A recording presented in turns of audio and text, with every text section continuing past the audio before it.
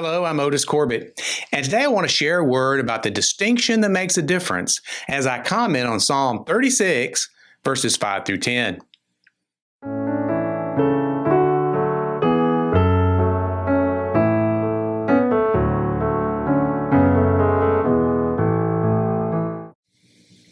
This passage reads, "Your mercy, O Lord, is in the heavens. Your faithfulness reaches to the clouds. Your righteousness is like the great mountains. Your judgment are a great deep, O Lord. You preserve man and beast. How precious is your loving kindness, O God. Therefore the children of men put their trust under the shadow of your wings. They are abundantly satisfied with the fullness of your house, and you give them drink from the river of your pleasures. For with you is the fountain of life. In your light we see light. Oh, continue your loving kindness to those who know you, and your righteousness to the upright in heart." Today I want to talk about the distinction that makes a difference. Humans have many different ways of saying the same thing. For example, 6 of one and half a dozen of another. Lead, guide, and direct. We've heard that in a lot of prayers. Working mother. It's redundant. Am I right or am I right? A nod is as good as a wink. Two sides of the same coin. It's the same difference. So we call these types of comments distinctions without a difference. But in Psalm 36, the psalmist was making a clear distinction between the wicked, whom he described in verses 1 through 4, and God, whom he exalts in verses 5 through 10.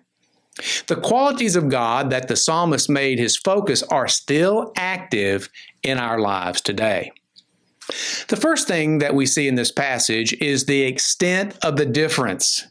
It's easy to see that the psalmist is trying to describe a God whose difference from frail, fragile, and fault-filled humanity is unlimited.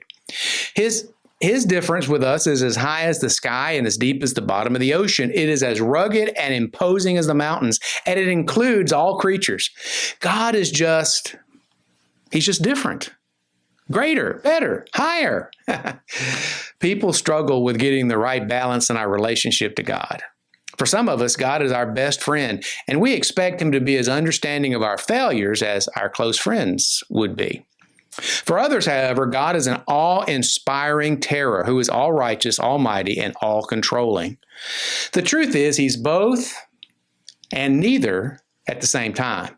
You see, God is just so great and mighty and so far above us that our words fail us when we try to describe him. We just cannot conceive God the way he truly is. Now, the psalmist did well in this passage, but even he could not do God justice. One point is driven home, however, is that God is different. There is a distinction, and it's different. And wow, is he different. But we need to see the quality of the difference. As we stand in awe of God and how different he is from us, we would have every right to be afraid. Humans often shy away from something with which they are not familiar or which they do not understand. The blessing for us then is that the difference we found in God is not just overwhelmingly huge, but it also has the quality of love. Paul in 1 Corinthians 13, 1 through 3 said that greatness without love is useless.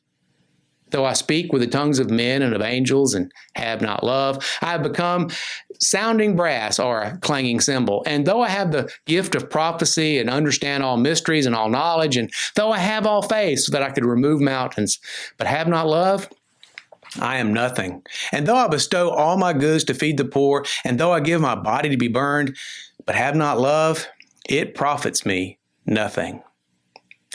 The good news for us is that, like John told us, God is love. The psalmist expressed that love in a number of vibrant word pictures that tell us of the quality of the love God has for his people. His love is as great as the difference is between humanity and himself. As Paul also said, God is able to exceedingly and abundantly do above all that we ask or think, according to the power that works in us. What an encouraging thought in difficult times, or even in normal times, anytime. The other thing we need to see here is the endurance of the difference. The psalmist concluded the passage by making the point that not only is the difference great and not only is the difference a blessing, the difference is also continuous. God will continue to love his people with a great, mighty, life-altering love. I've always preached with notes, and in recent years, I've often begun to take a tablet into the pulpit instead of paper notes. I always have a tablet with me anyway, so there's no need to print notes. Will be discarded after the sermon is preached if I can just use my tablet. But the one thing I have to remember to do, however, is to make sure the screen of my tablet does not shut itself off in the middle of a sermon. I need my tablet screen to be displaying my notes continually during a sermon. Otherwise, I can lose my place and it can get ugly and embarrassing. You see, it's a good thing for us that God's love never switches itself off, and nor does it have an expiration date. The psalmist knew this, and he encouraged God's people to love him and rely upon him, for he is trustworthy. Today, we can claim the promise that Jesus gave the disciples. Lo, I am with you always, even to the end of the age. God is with us for the long haul, and we can rest in him. In conclusion, the psalmist fell all over himself trying to describe how God is different than wicked humanity. He did well, but because he too is human, his words fall short of God's true glory, his true greatness, the true difference between us and him. As great and as wonderful as the psalmist said God is, the amazing thing is God is even greater, and the difference is even greater. What that means for us is that God is willing, able, and qualified to bless us beyond measure, and he will never stop loving us. Thank God today for his love and care in our lives. Learn to rest in him and receive his glorious, everlasting blessings.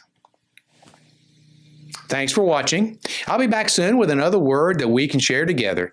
Every blessing. I'm Dr. Otis Corbett.